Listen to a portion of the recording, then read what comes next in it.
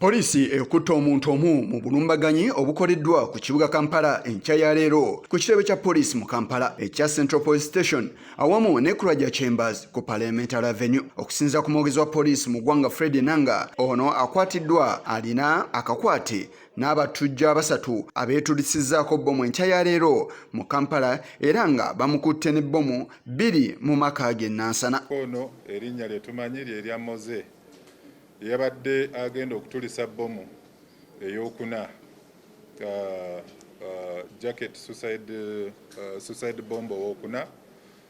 Yadde agezaako okutuddukako ne tumulondoola mu bitundu by'e Bwaise gye twamukubidde essasi eryamunafuyiza ne tumukwata era ne tusobola okudduka mpaka mu maka ge agali e Nansana Katooke wano mu Wamala Ward and Parish gye twazudde jacket endala ne bye bakozesa okuzimba bbomu zino. Awo kwe tugenda okuzimbira okweyongerayo okunoonya bannaabwe. Enanga era atangazizza ku bulumbaganyi obukoleddwa ku CPS mu Kampala. Bbomu eyasoose okutulisibwa yabadde ku CPS wano e Kampala ku ssaawa 4:3 era ebifaananyi bye twafunye mu mangu ago ebyavudde mu CCTV byabadde biraga omwami yabadde ayambadde jaketi nga asitudde ne bbaaga ey'oku mugongo gye bayita backpack era ono yabadde asemberera checkpoint ka CPS n'asobola okwetulisaako bbomu gye yabadde asitudde eyasobodde okumuttirawo kubanga olaba ebitundutundu ekiwanga n'ebigere nga bisaasaanye mu kitundu.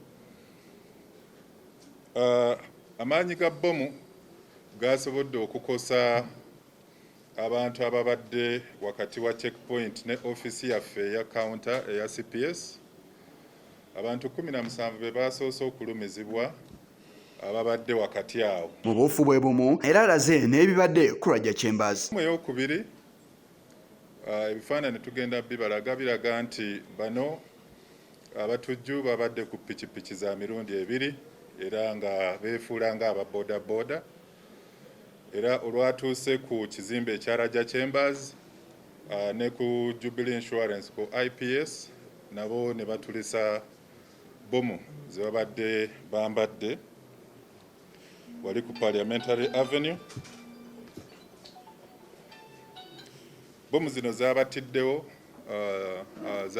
abatujju bano bafiiriddewo naye nga omulambo gw'omuntu owokusatu omuntu omu omulala yafiiriddewo ku bulumbaganyi obubadde ku Parliamentary Avenue.